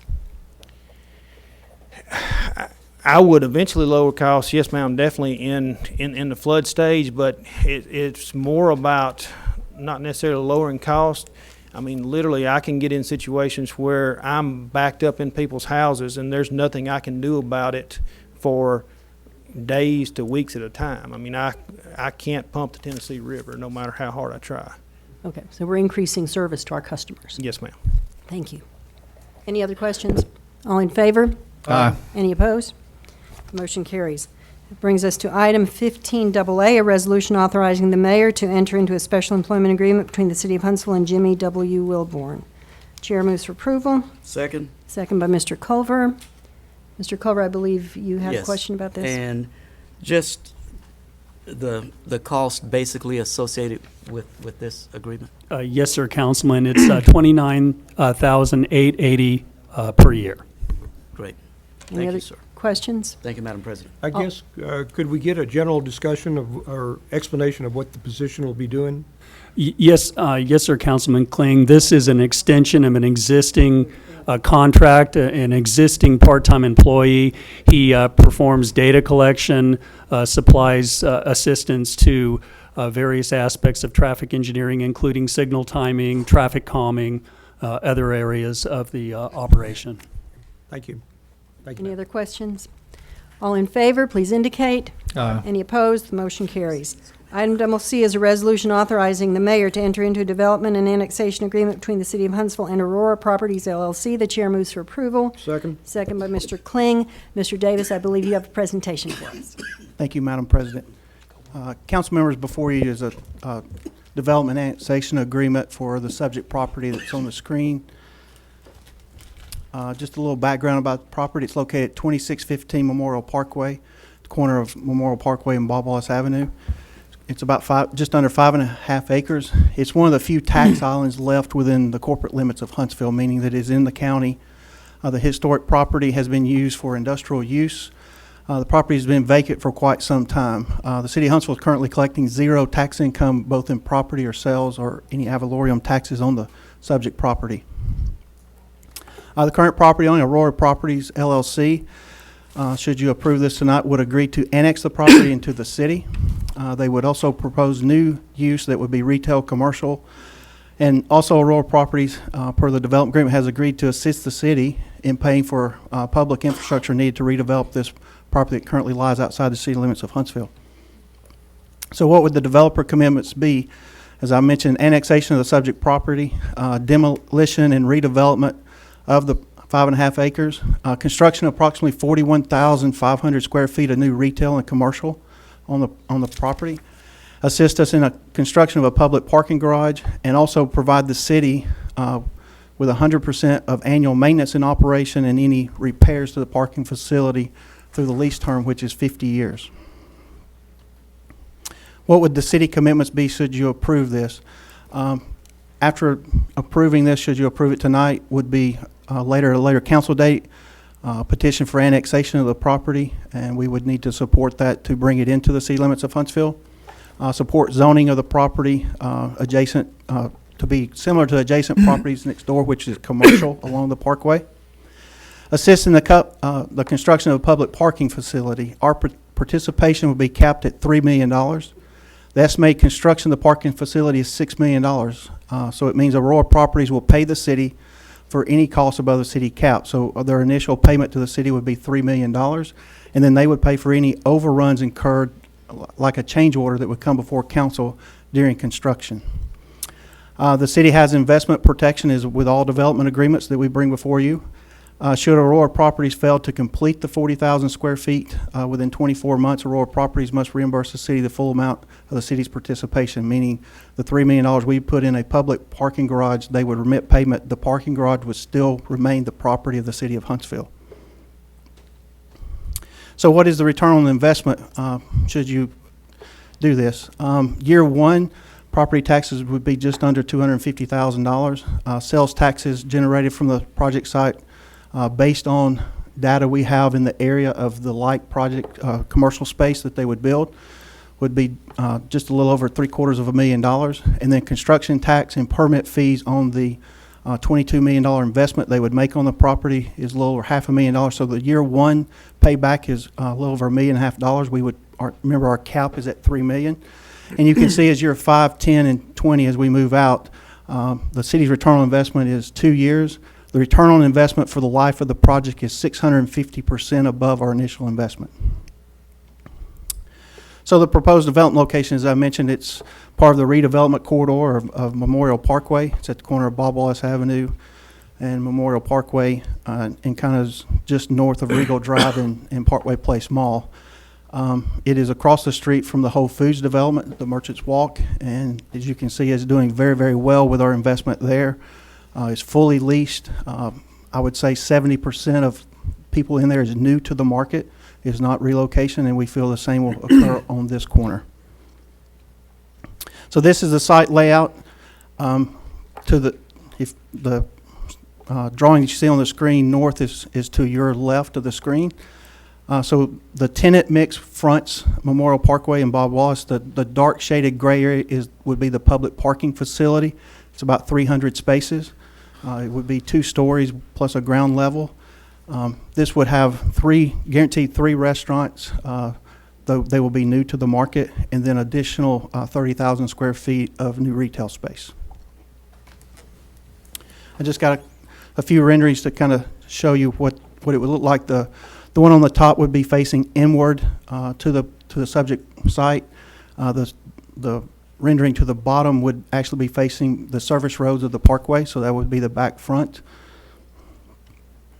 And these would also be facing the interior, and then one at the top would be facing Bob Wallace Avenue. I'll answer any questions the council members may have. Mr. Kling. Well, first of all, I just want to commend you and the mayor. I think this is a great project. You're taking inner city areas that are just been somewhat of a blight, and I think your description was very accurate. I think there is graffiti that's pretty visible, which is not a good thing. I think it's darn unique, the fact that we're doing an annexation right in the heart of the city of Huntsville, which you don't really see that all the time. But I think y'all have a great plan, and it looks like this will be very neighborhood friendly. I know the residential area is a pretty good distance away, but still there should be an enhancement for people to walk to and from the neighborhoods nearby to come to this area. And I know Mr. excuse me, Mr. Manson's been making a big emphasis on, pedestrian friendly throughout the city, and this certainly seems to piggyback onto that. So, Mayor, Mr. Davis, y'all, I think have a great plan. I think it's going to be great for that part of the city. Councilman Clean, and to your point is well taken. We continue with planning and engineering to improve the pedestrian connectivity along Bob Wallace Avenue to the east back in the neighborhoods and in Huntsville High. We know that we have work to do. We've done some of that work with Whole Foods as a developer, put in some sidewalk. This project also will add some sidewalk there to kind of help the city get that pedestrian access without us putting investment in it. Mr. Davis, when you began your presentation, you described this property as a tax island. For many citizens, they may not understand that concept or the history of those tax islands. Could you just very briefly explain that? Happy to. So when we refer to a piece of property in the city of Huntsville as a tax island, it is an unincorporated area of the city limits of Huntsville, meaning it lies in the county. The important fact of that is we have no zoning jurisdiction, we have no code enforcement jurisdiction to that piece of property. There's little we can do to respond to violence on the property. That's a county issue, and we also collect no taxes for that. And we have those little pockets all over within the city limits, little pieces of the county. Yeah, and of large commercial tracts, or what we think could be large commercial tracts, there's about 4 in the heart of the city that we've always wanted to try to bring into the city. A couple of those are on Governor's Drive and a couple along the Parkway. This is one of those. Thank you. Are there any other comments, Mr. Russell? Thank you. Mr. Davis, go back to the parking garage. You need to explain that to me. Like, can the public use it anytime they want? Are they going to be charged for it? And just go over the whole, I'm fine with the rest of the development annexation. I just want the parking garage details. Good, yes. So the parking garage will be city-owned. We will have full control of the garage. We will have no maintenance or repair responsibilities. Should it, through force majeure, say a tornado or something, the developer will have to carry property insurance on it to rebuild it. So our cost is capped at $3 million. The parking garage will always remain free to the public. It's under our control. So, it would be a parking garage similar to Parkway Place Mall that we built. That it's open and free to the public, first come, first serve, no reserved spaces for anyone. So it's just a public controlled garage without the maintenance responsibility or repair. Okay, and who will build first? Will the city build the parking garage first, or will it go on at the same time, or explain that? We will start first. And is the city building it, or is the developer building and the city's buying it from them? No, the city will build it. They will remit payment to us. So we will bring before you a request to approve the lowest bidder, and before we bring that to you, they will remit payment to the city for their half or over. Anything over $3 million, it's estimated current engineer estimate is $6 million, and bring that before you. We will construct it. We will probably be about 3 months ahead of the development, just the site is so tight, but we're protected on that. That's where our clawback comes in of if they've not completed, then they remit payment, our full payment back to us. Okay. And who are the principals of Aurora Properties, LLC? It's Mark Aurora and his 2 sons. They are the property owners. They're also, the public may recognize them as the family that owns the Republic House on the Parkway and brought back Beauregards to the community. Thank you. Thank you, Madam President. Shane, hats off again for another development opportunity. This just opens the opportunity for maybe you to give reference. It's important, and you actually said it about you trying to build up the South Corridor, but you actually understand, or you believe that there's an importance to build up the Parkway as a whole, north and south, correct? There's not an importance, there's a demand to do it. Absolutely. What was the timeline you would say would take from seeing this property, seeing the opportunity of being introduced to it, to actually being here on the council today? It's been a long challenge. As a matter of fact, this property was the desired site of Whole Foods. Right. And that's 4 years ago. There were some challenges with the property owners. It was an industry. The property owners used to own the industry, had sold the industry but retained the property. So they had to let the industry relocate. So that took some challenging times. This project has probably been in the work for about 5 years. And to your knowledge, because you've probably been a part of a number of them, the city doesn't just see a property, obtain it, and start the development. It is a process that takes years, and then development looks like this. Yes, so we have key areas in our city we want to see redeveloped, Hazeland Square being one of those, Builder Square, Madison Square Mall. We can't make a project happen, but by talking about those publicly, developers both locally and regionally hear that is in the interest of the city, and then they will come to the administration or my department with an idea, and we listen, and we want that project to work. But it must have a return on investment, and it must fit the neighborhood. If it doesn't have a return on investment to the city, you will never see it become for this council. Absolutely. We just won't bring that. And to your knowledge, do you know right now if the city is involved in other opportunities on North Parkway or other parts of the city? We are, and we hope to bring those very soon. Thank you. And Madam President, I might mention, Mr. Davis said we've been working on this for 5 years, and this is, honestly, it's almost 5 to 6 years that we've been working on this. The reason it's taken 5 years is because we didn't see a good enough return on investment several times when we thought we had something put together that might work, but the return on investment just wasn't there to make the project work. And so the developers went back and put on their thinking hats and had to get sharper pencils and get better and better and better.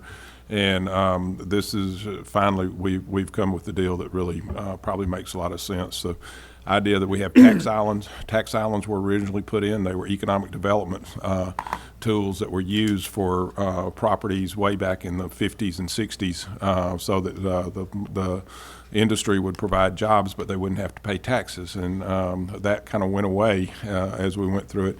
And so we've probably got 3 or 4 tax islands left.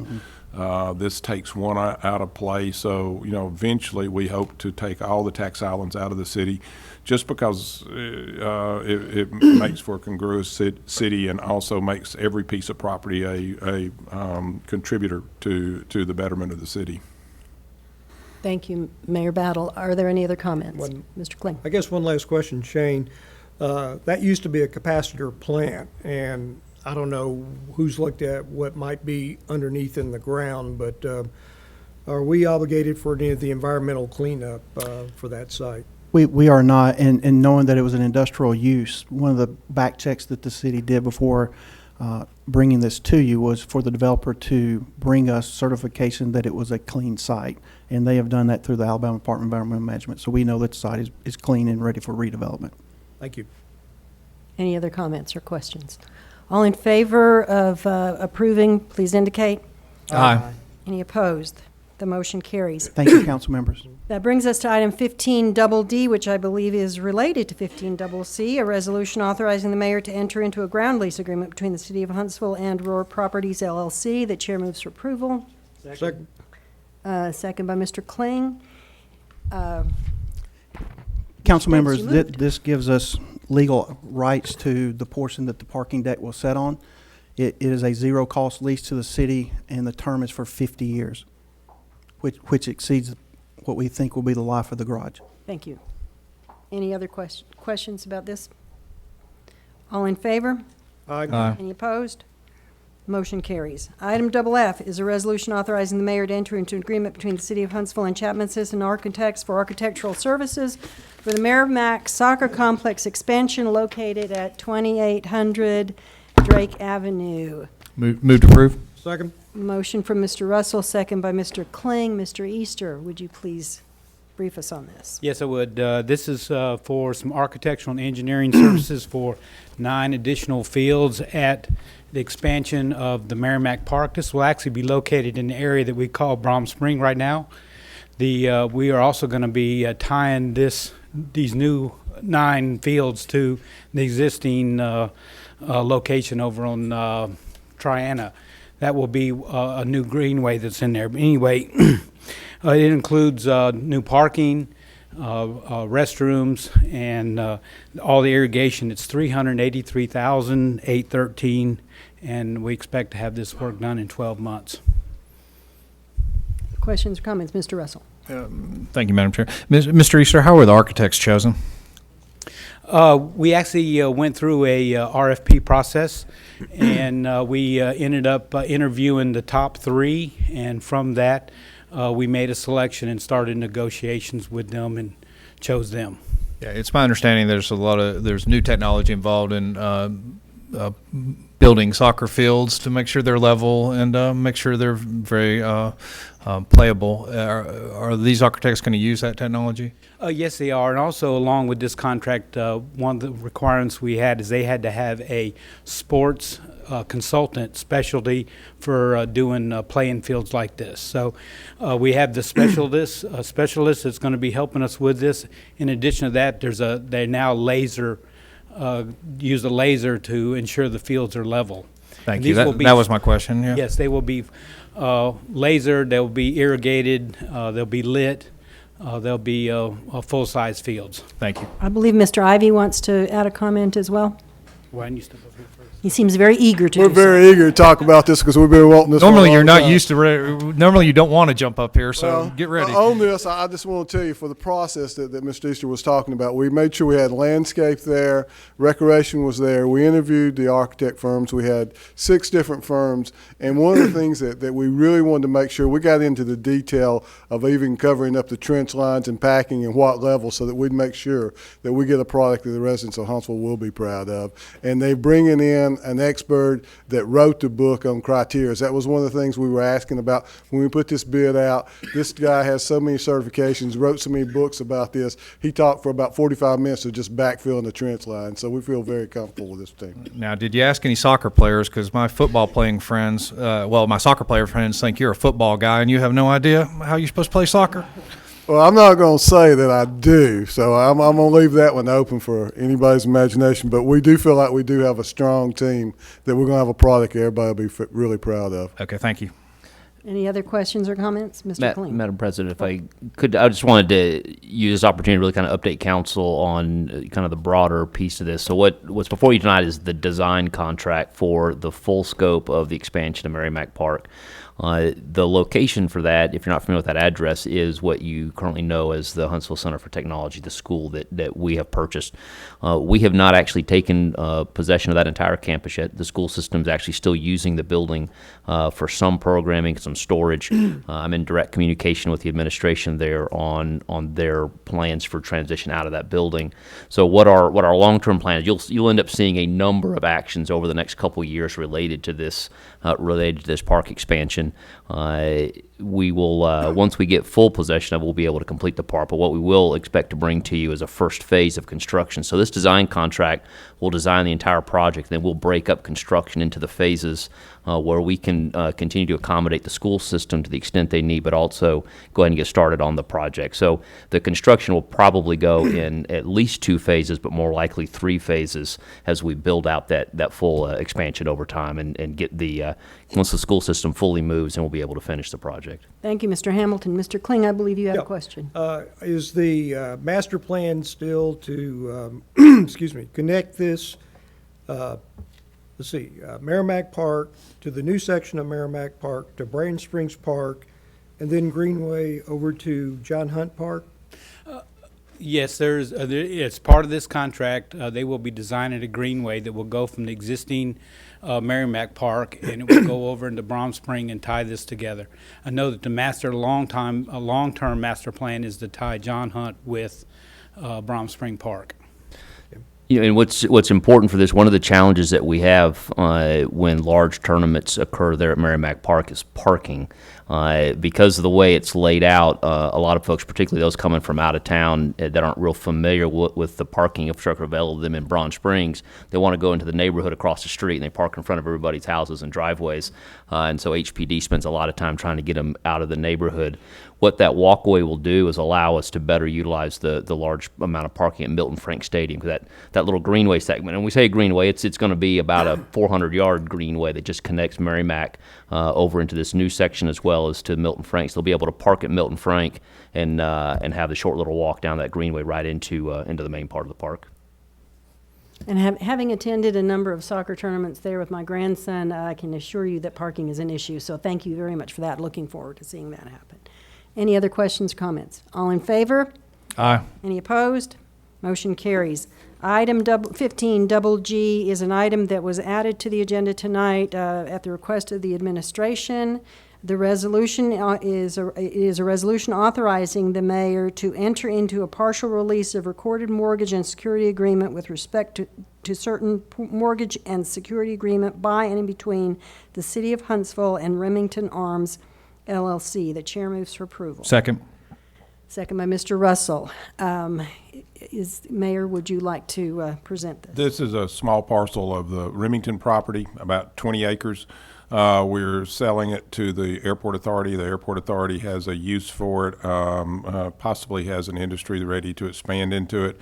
The value of that property is in the buildings. The buildings were insured after we bought the whole property for, I think, $11 million. The buildings were insured for $226 million because of the size and the expense of putting up that size of a property. So we feel like we are well covered and well covered with the amount of money that's left with Remington could owe us if they didn't hit their numbers. Right now, they've been ahead of their numbers. They've been ahead of their payroll. So we feel very comfortable with it. This would allow for future expansion by the airport authority of some of the industry over there. And council members, if I could add to the mayor's comments. Mr. Davis.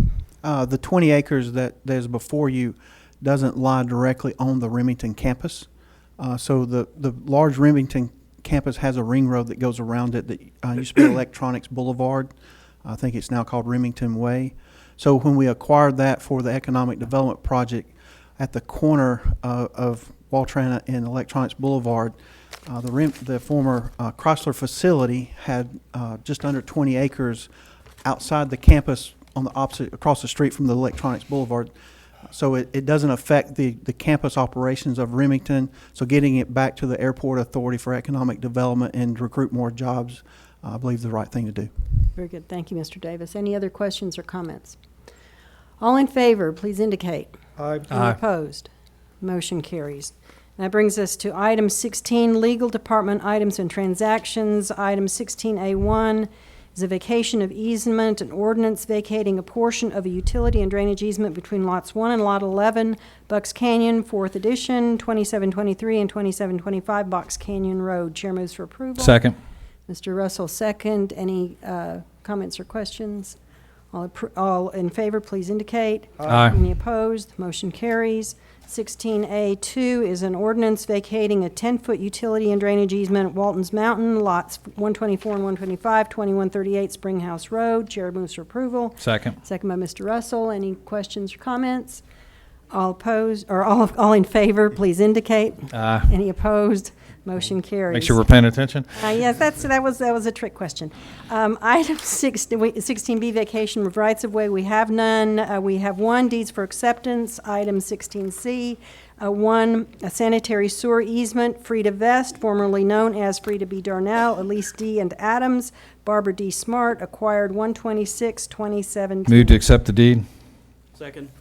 Second by Mr. Culver. Any discussion? All in favor, please indicate. Aye. Any opposed?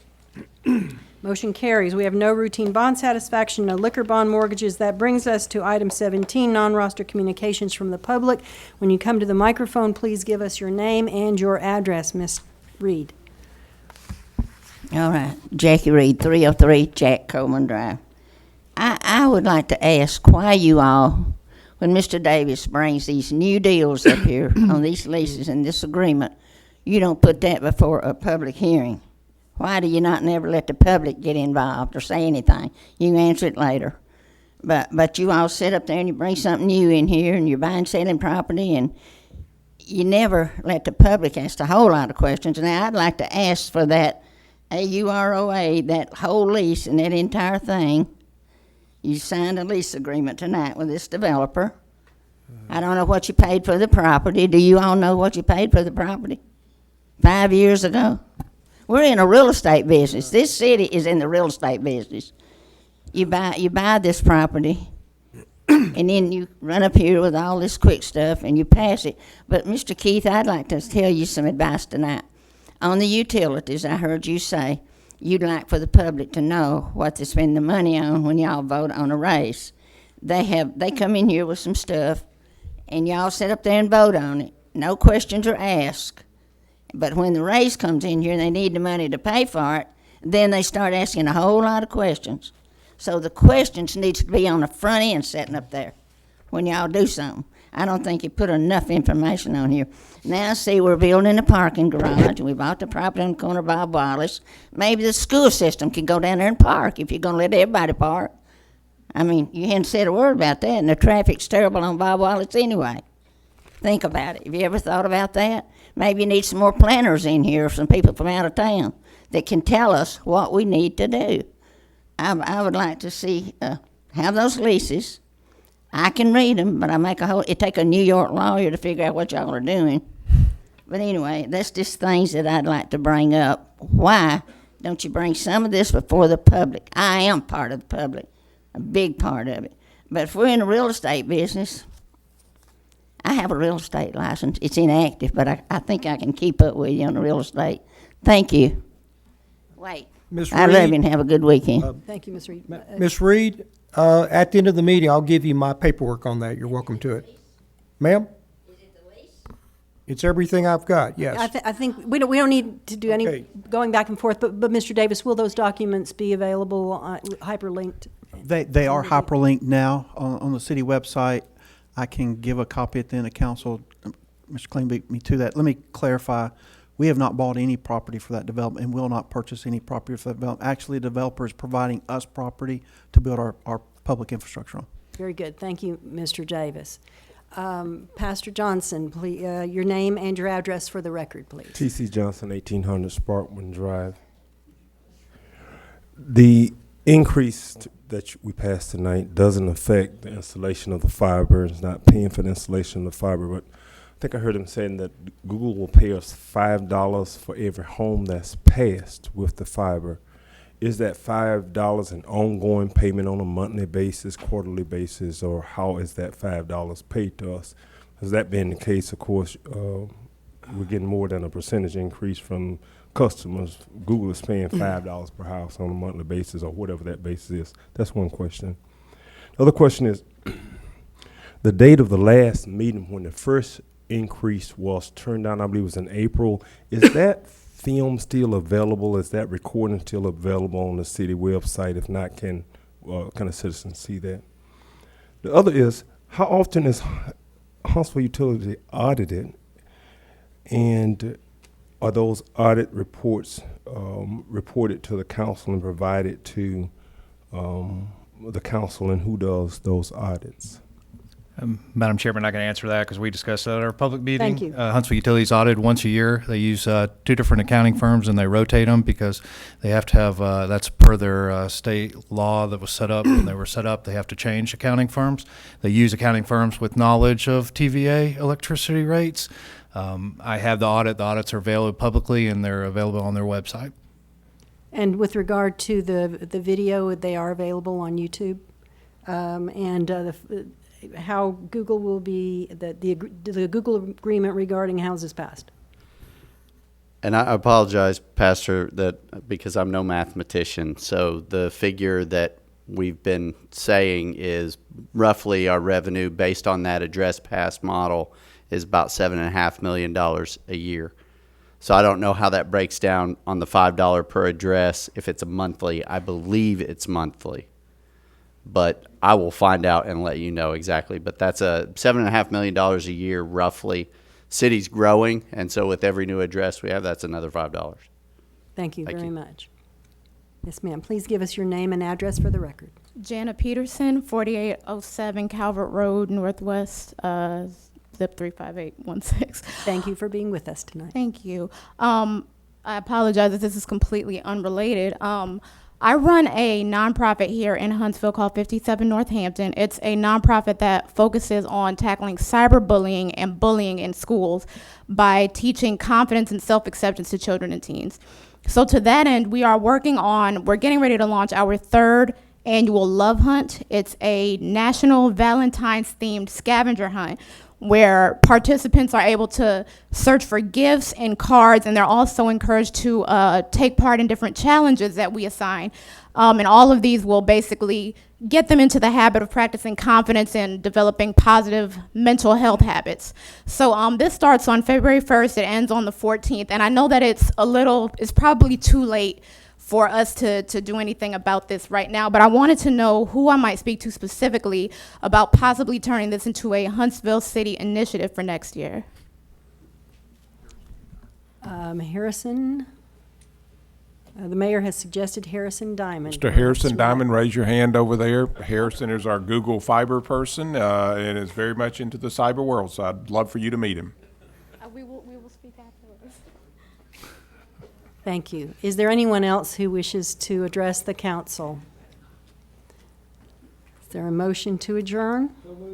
Thank you very much. We are adjourned. Thank you all for your work tonight.